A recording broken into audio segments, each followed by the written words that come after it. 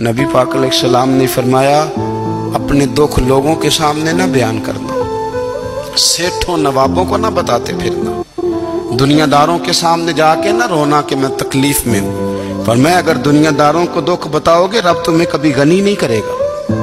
और लोग हैं कि उल्टा मजाक उड़ाएंगे। आपकी जिससे बड़ी पक्की यारी है ना, पक्की, वो तब तक पक्की है जब तक आपने 50,000 मांगा नहीं। और जिस वक्त आपने कह दिया कि मैं मजबूर हूं मेरी मदद कर, तो फिर खत्म हो गई दोस्ती। लोगों की ताल्लुकात आपके साथ तब तक हैं जब तक आप उनसे कोई जरूरत वाबस्ता नहीं करते।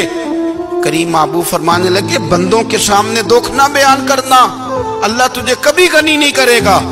तू अपने दुख अपने रब को बता, तू दुआएं मांग, तू उसकी बारगाह में हाजिर हो, तू उसके हुजूर अर्ज कर। फरमाया अपने दुख अपने रब को बता, वो जल्दी करे या देर से करे तुझे सारी दुनिया से बेनियाज कर देगा, तुझे किसी का मोहताज नहीं रहने देगा। रसूल कायनात ने फरमाया, रब करीम फरमाता है, जब मेरा बंदा हाथ उठाता है ना तो मुझे हया आती है कि मैं खाली कैसे लौटा दूं इसके। इतने बड़े बादशाह की बारगाह में, ओ भाई, लोगों से इज्जतें तलाश करते हो तो वो क्या तुम्हें इज्जत देंगे? वो तो कल अच्छा कहते हैं परसों बुरा कहने लग जाते हैं।